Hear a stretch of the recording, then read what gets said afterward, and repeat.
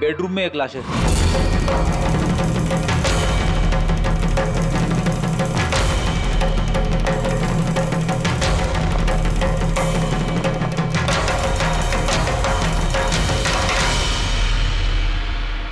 आवाज सुन के उठने की कोशिश की होगी, यहीं पे मार दिया।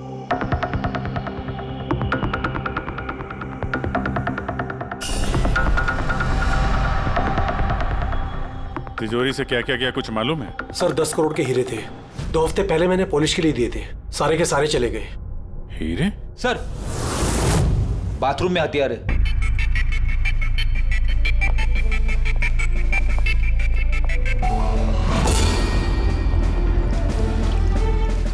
लगता है इसी हथियार से सबको मारा है।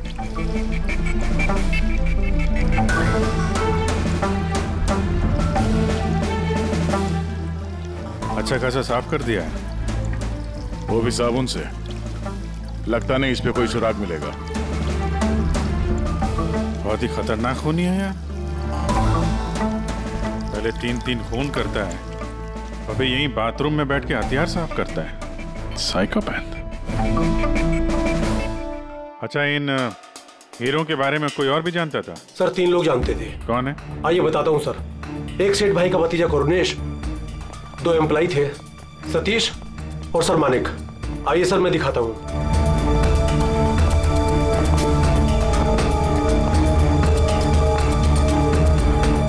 सर ये सेठ भाई का भतीजा करुणेश। जी मैं करुणेश, ये मेरे चाचा चाची थे। और ये एम्प्लॉय मानिक और ये सतीश। हाँ सर, वो हीरे पॉलिश करने का काम मुझे और मानिक सर को दिया था। और सर मेरे 10 करोड़ के हीरे चले गए, मैं तो बर्बाद हो गया। कहां से लाऊंगा मैं सब? आप शायद भूल रहे हैं, 3-3 खून हुए हैं यहाँ पे। उनकी जिंदगी हीरों से कहीं ज्यादा कीमती है, समझे आप? बाहर चल के देखते हैं, शायद किसी ने कुछ और देखा हो।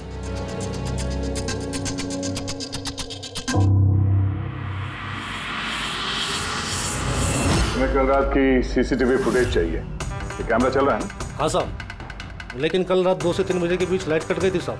उस समय का तो कुछ मिल नहीं पाएगा साहब, लेकिन उसके पहले और बाद का सब है साहब। 2 से 3 बिजली नहीं थे, शायद खून भी उसी वक्त हुआ। उस दौरान तुमने किसी अनजान आदमी को यहाँ आते जाते देखा था? साहब रात को 2:30 बजे सेठ साहब के बाजू वाले घर से 4 बच्चे लोग गाड़ी लेके निकल गए। वो फ्लैट किसका है? वो प्रेरणा मैडम का। प्रेरणा मैडम और उनके मम्मी पापा वहाँ रहते हैं। पिछले हफ्ते भर से उनके मम्मी पापा बाहर गांव चले गए और उनकी गाड़ी लेके सब गए। हाँ सर, वो जल्दी में थे और कुछ परेशान भी थे। हमने ज्यादा ध्यान नहीं दिया क्योंकि हम लोग बिजली के चक्कर में परेशान थे। तो गाड़ी की डिटेल है तुम्हारे पास? मिलेगी ना सर? ये बच्चे जरूर कुछ जानते होंगे इसके बारे में। सब जगह अलर्ट कर देते, कहाँ जाएंगे बात के। सर देखा सुना तो नहीं है, लेकिन कल रात एक अजीब बात हो गई थी। करीब 1 घंटे तक कल रात बिजली नहीं थी। हाँ सर। सर ये पॉश एरिया है, यहाँ कभी लाइट जाती नहीं है। बिजली अपने आप तो नहीं कटी होगी, कातिल ने जानबूझकर पावर सप्लाई काट दी होगी।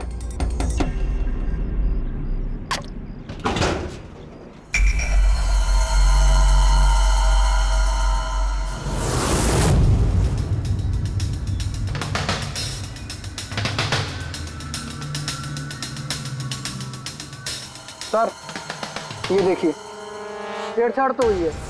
जिस आदमी ने ये वायर काटा है उस आदमी को बहुत अच्छे तरीके से पता था कि अगर ये वायर काटेगा तो पूरे एरिया की लाइट चली जाएगी, और हर सोसाइटी की भी।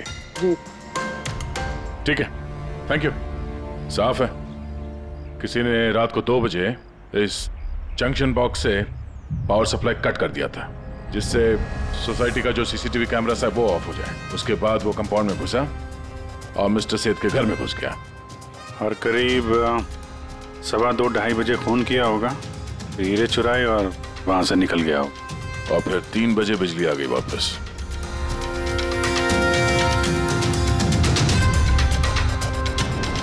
सर आपकी थियोरी में थोड़ी गड़बड़ लग रही है। क्या गड़बड़ है? उन तीनों की मौत 2 से 3 के बीच नहीं हुई है। क्या? तो फिर मौत कब हुई? इसके लगभग 1-1.25 घंटे पहले, मतलब 1:45 से 1:15 बजे के बीच। ये कैसे पॉसिबल है सर? इन तीनों की बॉडी का टेम्परेचर और बॉडी के अंदर की स्थिति यही बताती है कि इनकी मौत 1:45 से 1:15 बजे के बीच में ही हुई।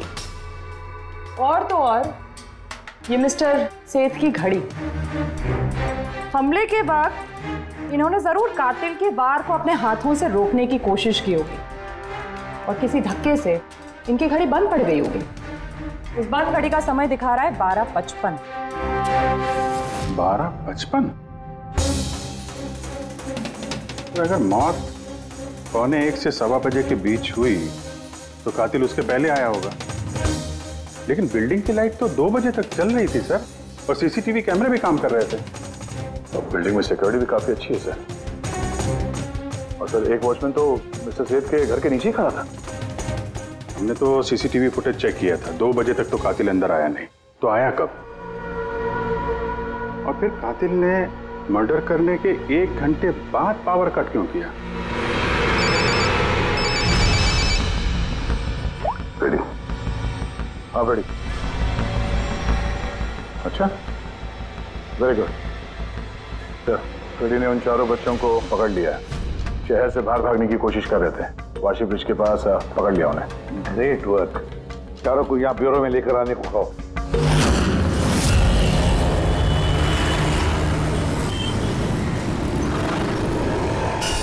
वो लोग हमारी वजह से मर गए। ये सब तुम लोगों ने उन हीरो के लिए किया ना? हीरे? कैसे हीरो की बात कर रहे हैं सर आप? हीरो के बारे में पता नहीं तुम्हें? अगर नहीं तो फिर मारा क्यों उन लोगों को? हाँ? सर हमने किसी को नहीं मारा, वो कबारा ने मारा है सर।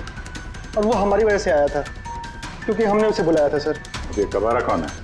वो एक मशहूर सीरियल किलर और लुटेरा है। एक मिनट, ये वो 1940 वाला कबारा तो नहीं है?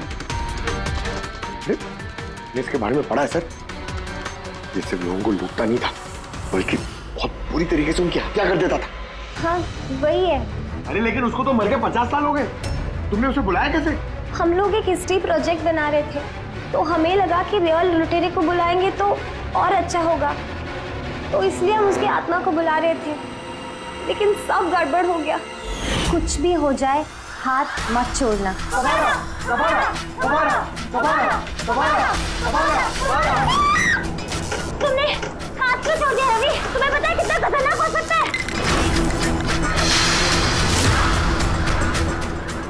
Let's just stand. कबारा, कबारा, कबारा, कबारा, कबारा, कबारा, कबारा। सर, फिर कुछ धड़ से आवाज आई और हमने उधर देखा तो वहाँ कबारा की परछाई थी।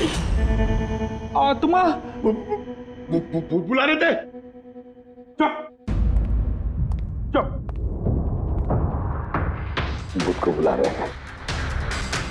अब तुम लोग पढ़े लिखे हो ना, ऐसे सब बातों पर विश्वास करते हो? 50 साल पहले मरे हुए आदमी की आत्मा आती है, खून कर जाती है और हीरे लेकर भाग जाती है। अरे ऐसे कभी होता है? सर उस साये को मैंने अपनी आंखों से देखा था। उसका मुंह, आंख, नाक कुछ भी नहीं था सर। कितने बजे देखा था उसे? सर 2:05 हुए थे। जब मैंने सेलफोन का टॉर्च ऑन किया था तो यही समय था सर। 2:05 यानी लाइट जाने के तुरंत बाद? यानी कातिल अकेला नहीं था, कोई और भी था उसके साथ में? वो कबारा था सर। हाँ सर, हम लोग बहुत घबरा गए थे और हम लोग वहां से मोनिका के हॉस्टल पे भाग गए। सर वो मैंने आप लोगों से एक बात छुपाई। एक्चुअली उस रात दोस्तों को डराने के लिए मैंने फ्रेंचाइट के साथ छेड़छाड़ की। उसे अपने पैरों से हिलाया और मैग्नेट के जरिए ब्लड और कबारा लिखा था सर।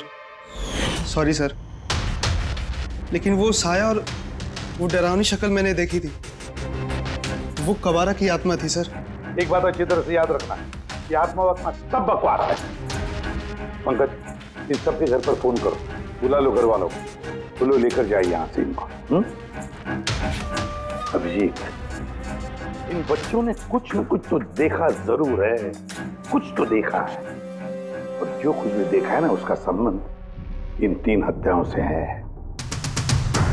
पता लगाना पड़ेगा है कौन ये साया।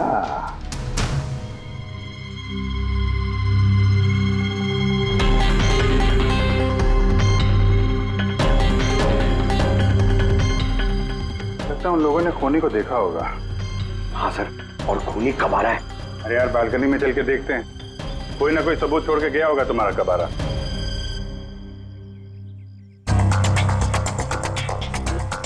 तो इसके गिरने की आवाज सुनी थी लोगों ने?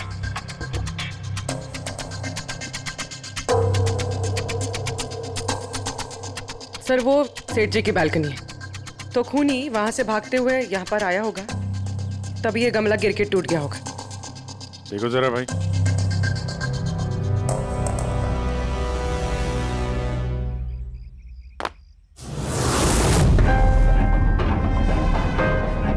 सर निशान क्लियर तो नहीं है, लेकिन लगता है ये 7 नंबर का जूता है। पैर काफी छोटा है, मतलब ऊंचाई कुछ ज्यादा नहीं होगी इसकी। चाहे वो छोटा हो लेकिन ताकतवर तो है, जिस हिसाब से खून किया उसने। क्या लगता है पंकज, कुछ कहना है? ये जूते का निशान किसी आदमी का है या आत्माओं ने आजकल जूते पहनने शुरू कर दिए? नहीं सर, जो आप बोल रहे हैं वो सही है, लेकिन वो बिना आंख नाक मुंह वाली साया, सर वो क्या था? तो इसमें कौन सी बड़ी बात है? तुम अपने चेहरे पे ये लगा लो, ये लो। ना आंख है ना नाक है, एकदम साया और अंधेरा था। उनको भी लगा कि वो खूनी कोई आत्मा थी। एक तो वो लोग प्लेनचेट खेल रहे थे, ऊपर से लाइट चली गई। एक साया दिखा तो दिमाग तो उल्टा सीधा ही सोचेगा ना। जरा सोचो, एक आत्मा को 10 करोड़ के हीरे की क्या जरूरत है? क्या करना है उसको? ये काम किसी आत्मा का नहीं, किसी इंसान का है। रात के 12:55 को मिस्टर सेठ, मिसेस सेठ और उनका नौकर रामू, इन तीनों के खून हो गए। फिर रात के 2 बजे जंक्शन के मीटर बॉक्स से किसी ने छेड़छाड़ की और फिर रात के 2:05 पर खूनी को प्रेरणा के बालकनी से भागते हुए देखा अदनान। सवाल ये उठता है कि सर खूनी घर के अंदर कब गया? सर हमारे पास रात के 2 बजे तक का सीसीटीवी फुटेज है सर। दोपहर के बाद घर के पास कोई आया ही नहीं, खिड़की दरवाजे सब बंद थे, कोई एंट्री हो ही नहीं सकती। ये तो ऐसा ही हुआ जैसे 12:55 को खूनी जादू से घर के अंदर प्रकट हुआ और सबको मार दिया। क्या कहा तुमने फ्रेडी? क्या कहा? कुछ नहीं सर। फ्रेडी बिल्कुल सही कहा तुमने, खूनी ने ऐसे ही किया होगा, बिल्कुल ऐसे ही किया होगा। मतलब काबरा का भूत? चुप, काबरा का भूत। मेरे कहने का मतलब है कि खूनी कत्ल की रात पहले से ही वहां मौजूद था, बाहर नहीं निकला था वो। यानी घर के अंदर था कोई आदमी? लेकिन सर घर के तो सारे लोग मारे गए। कोई और दया, कोई और था जो कत्ल की रात से पहले ही कमरे के अंदर बैठा था, बाहर नहीं निकला था। एक काम करते हैं, सीसीटीवी फुटेज चेक करते हैं, देखते हैं कत्ल के 2-4 दिन पहले कौन कौन मिस्टर मिसेस सेठ के घर आया था। और दया, अभिजीत, तुम सेठ के घर जाओ और देखो कहीं कोई छुपने की जगह है क्या।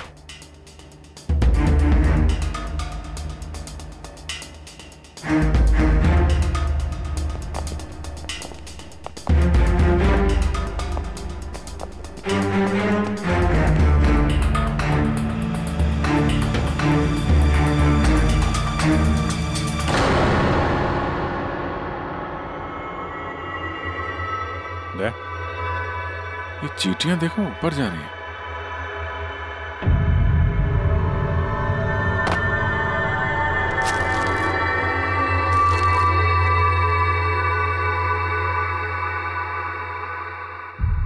Dry fruits?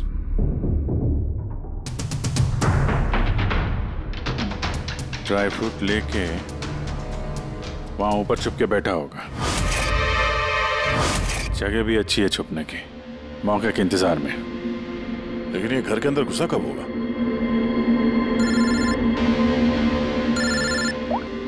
हाँ सर,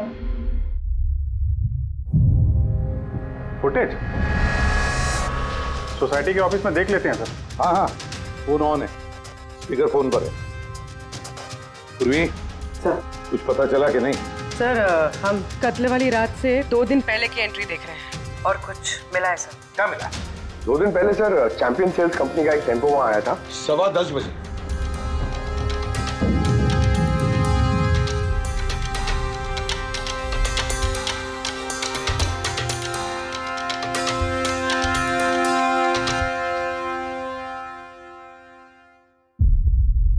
और सर उसके दूसरे दिन यानी कत्ल से एक दिन पहले चैंपियन सेल्स का टेक्नीशियन मिस्टर सेठ के घर आया था। 1 घंटे रुका रहा और फिर चला गया।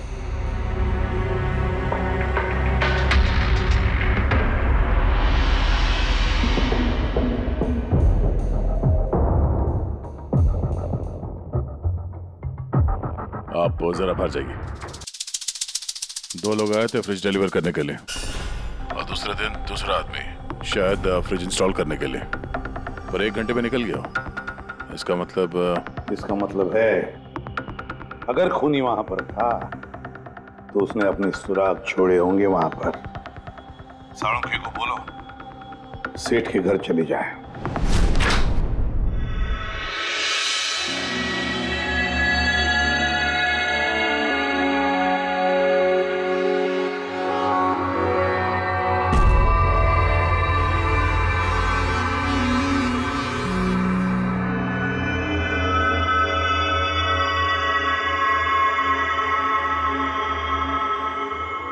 कुछ मिला डॉक्टर साहब?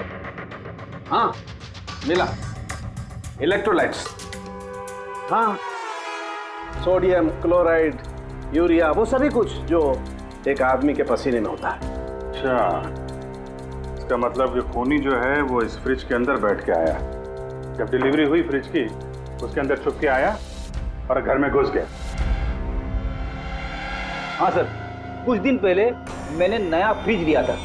कंपनी वाले डिलीवरी के बाद फ्रिज खोलने नहीं देते और 1-2 दिन के बाद जब इंस्टॉलेशन वाला आता है वो फ्रिज खोलता है। तभी मिस्टर सेठ और उनके घर वालों को पता नहीं चला कि कोई और घर के अंदर घुस के बैठा है। बिल्कुल, वो आदमी फ्रिज में घुस करके बैठा होगा। फ्रिज में उसे गर्मी लगी, गर्मी से पसीना आया और वो पसीना फ्रिज में रह गया। लेकिन सालू साहब, फ्रिज का कार्टन तो सील होता है, तो फिर खूनी अंदर आया कैसे और वो सांस कैसे ले रहा था?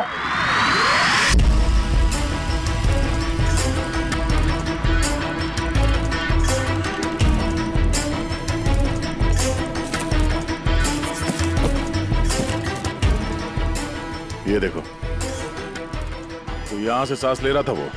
ये तो ट्रोजन हॉर्स वाली कहानी हो गई। Trojan horse? अब ये क्या है? यार, एक बहुत बड़ा लकड़ी का घोड़ा, लेकिन अंदर से खाली, खोखला। अंदर से खोखला? हाँ, जिसके जरिए ग्रीक सैनिकों ने ट्रॉय में घुसपैठ की थी। ग्रीक सैनिकों ने एक बहुत बड़ा लकड़ी का घोड़ा ट्रॉय में भेजा जिसमें सैनिक पहले से ही थे। ट्रॉय में पहुंच के एक सैनिक घोड़े से बाहर निकले और उन्होंने ट्रॉय पे हमला कर दिया।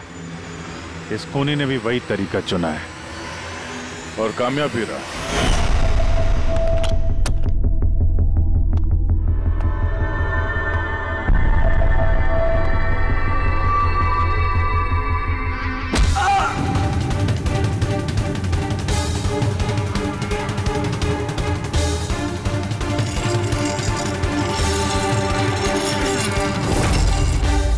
कौन हो तुम?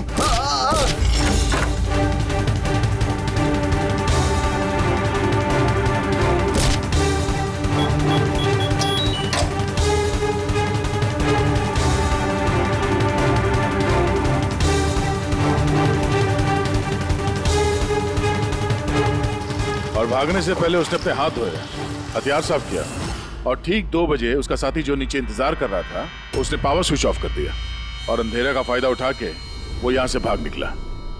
भागते भागते वो प्रेरणा की बालकनी में गया जहाँ उसने वो गमला गिराया।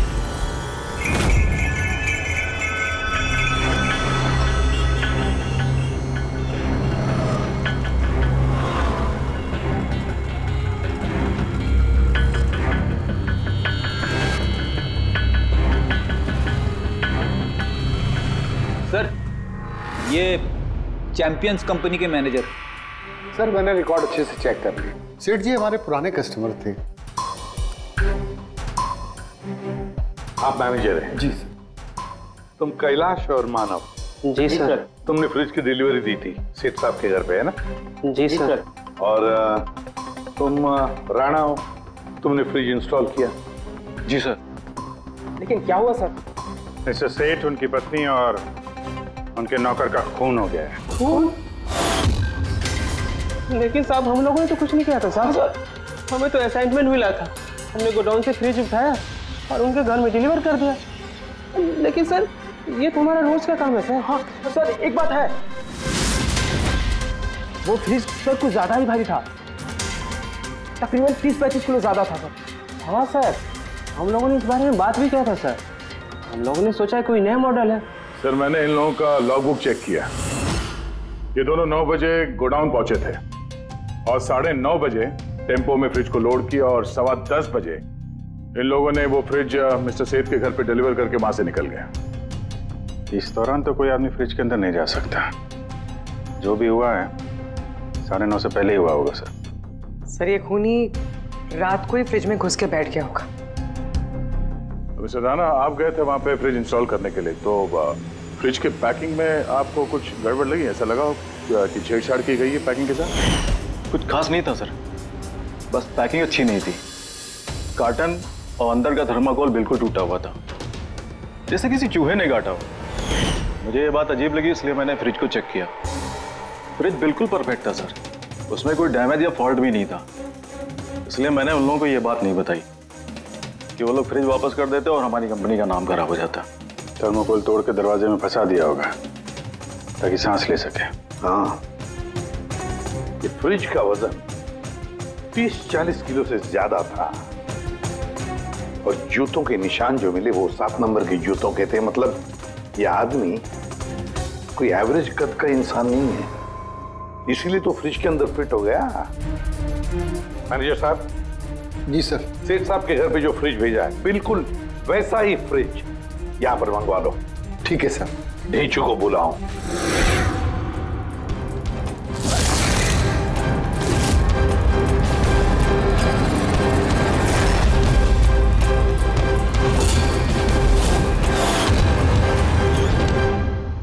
आपने बुलाया और हम चले आए।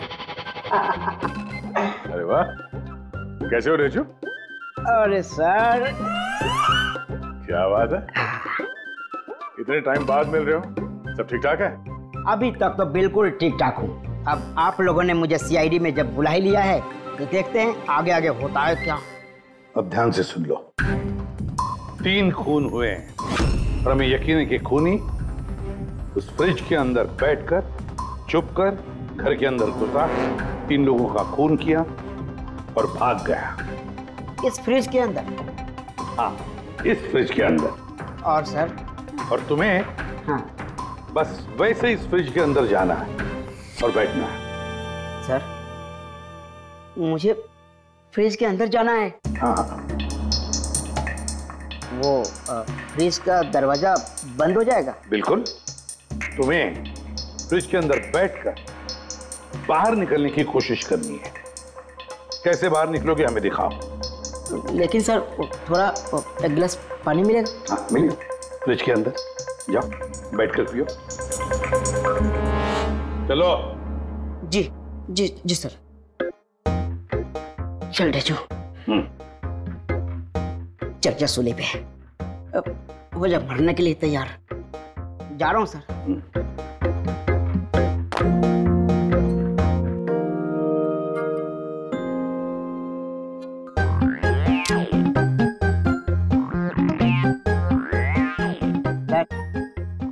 देखिए, अब देखिए ढेंचू का कमाल।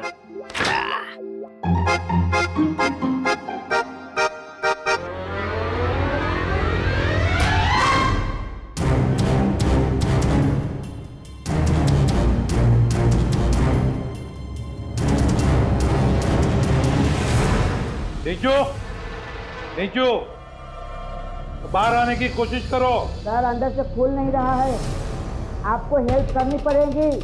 ढेंचू, ढेंचू बाहर आने की कोशिश करो। चाकू है ना तुम्हारे पास? ढेंचू। हाँ सर, सर मुझे बाहर निकालो। निकालो निकालो इसे बाहर। फंस गया लगता है। सब घुट रहा है सर। ढेंचू, ढेंचू, दरवाजा खुल गया। अरे खुल गया। ढेंचू, ढेंचू, ढेंचू। हाँ? मेरा चश्मा। हाँ मिलेगा, सब मिलेगा। रेडी, कॉफी पिलाओ इसे। चलो। Thank you. मुझे लग ही रहा था कुछ ना कुछ तो गड़बड़ जरूर है। सेठ के फ्रिज का जो कार्टन है, जो बॉक्स है, उसे इतनी सफाई से काटा है बाहर से। अंदर से बैठ के कोई काट ही दे सकता बॉक्स को वैसे। जरूर किसी ने बाहर से काटा है उस खूनी को बाहर निकालने के लिए। वो जो कोई भी है सर, वो फ्रिज की डिलीवरी के बाद और फ्रिज के इंस्टॉलेशन के पहले इसी बीच में आया होगा। लीचू,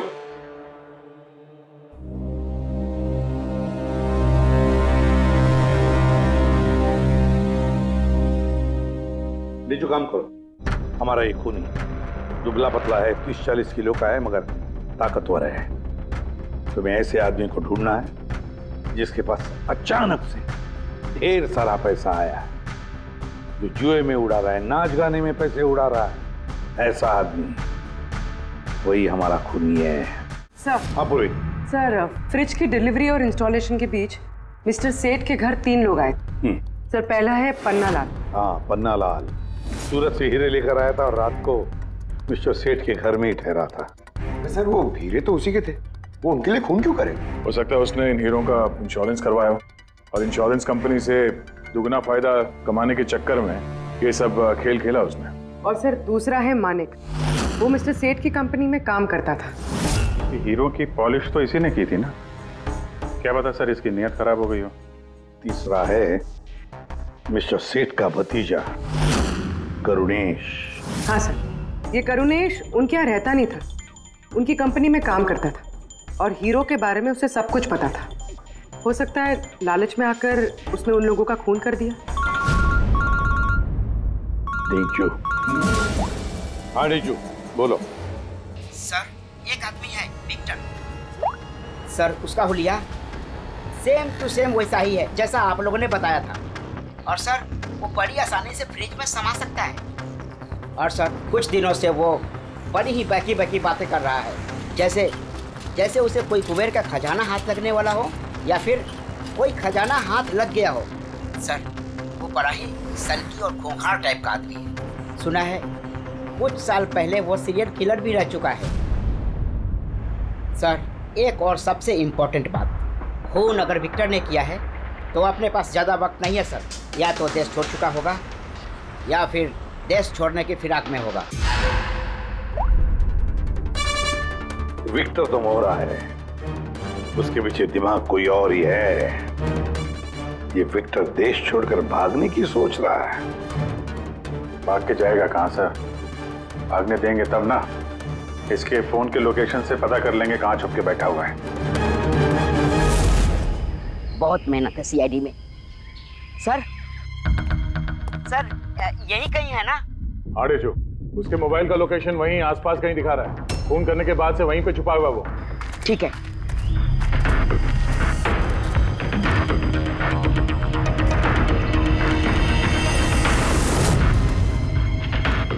तुम सही जा रहे हो और आगे बढ़ो।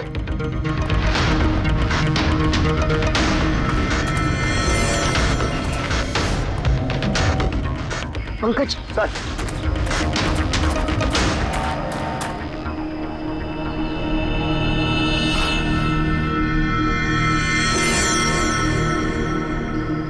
सर, अभी से कोई नहीं पकड़ पाएगा सर।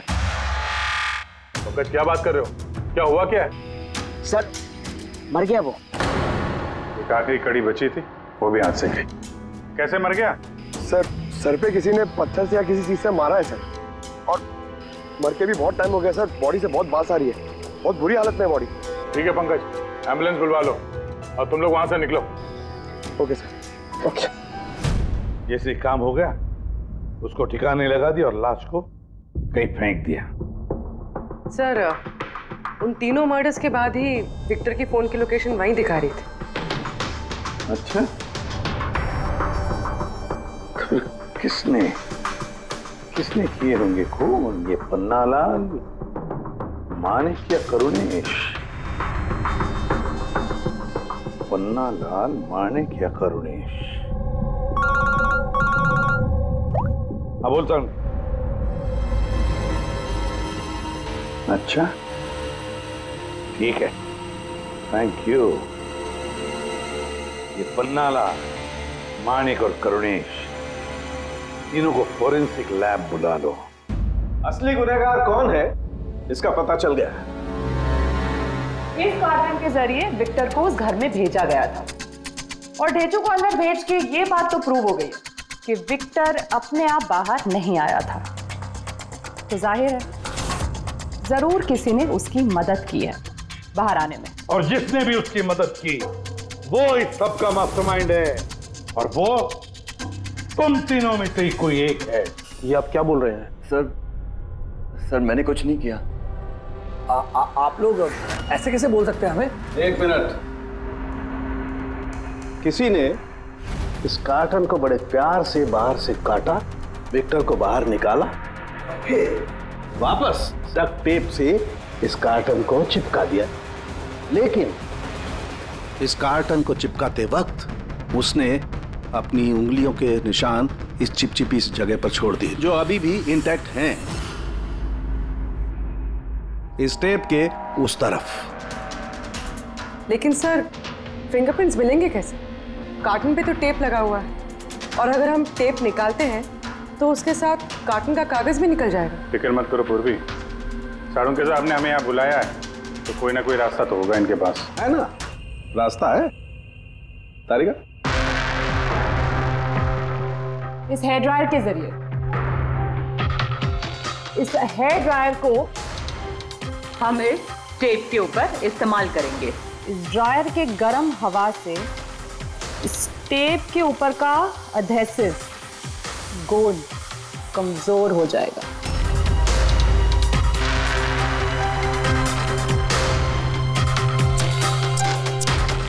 ये देखिए, फिंगरप्रिंट्स साफ साफ नजर आ रहे हैं। क्या बात है तारिका जी, कमाल कर दिया। फिंगरप्रिंट्स एकदम साफ नजर आ रहे हैं। हाँ, अब बस इनमें से मैच करने की देरी है।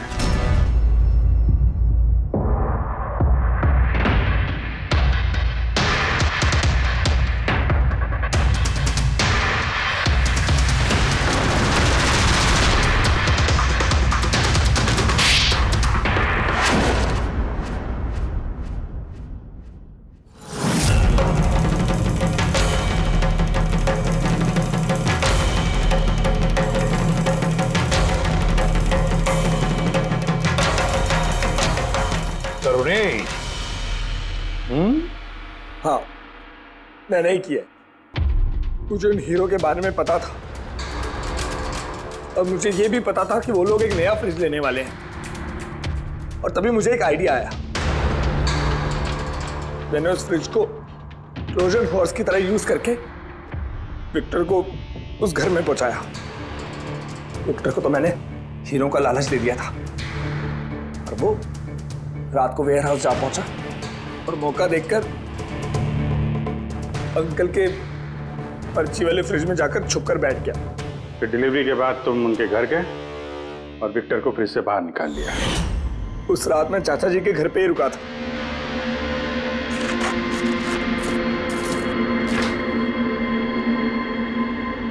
और फिर मैंने विक्टर को फ्रिज से बाहर निकाल के घर में ही छुपा दिया।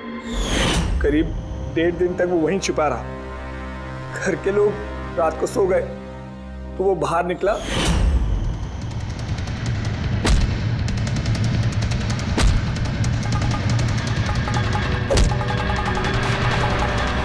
उसने सबको मारा और फिर हीरे चुराकर मेरे पावर कट करने का वेट किया। ओह, तो इसीलिए विक्टर अपने हथियार और हाथ साफ कर रहा था, इलेक्ट्रिसिटी बंद होने का इंतजार कर रहा था, क्यों?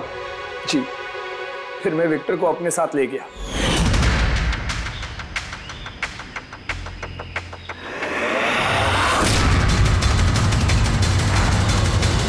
और मारने के बाद उसे फेंक दिया ताकि मुझ तक कोई ना पहुंच सके। इतना सोचा, कितनी प्लानिंग की, लेकिन अकल तुक्की पड़ गई इसकी।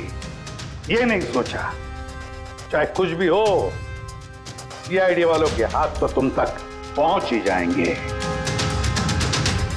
हर गुनहगार कोई ना कोई गलती करता ही है, जैसे तुमने। अपनी उंगलियों के निशान छोड़ दिए ना इधर, बस हमारे लिए उतना ही काफी था। 4 खून किए तुमने हीरो की लालच में। अब भुगतो अपने कर्मों के फल। कड़ी से कड़ी सजा होगी तुम्हें, शायद फांसी। For more updates, subscribe to our channel, click the show links and enjoy watching the videos.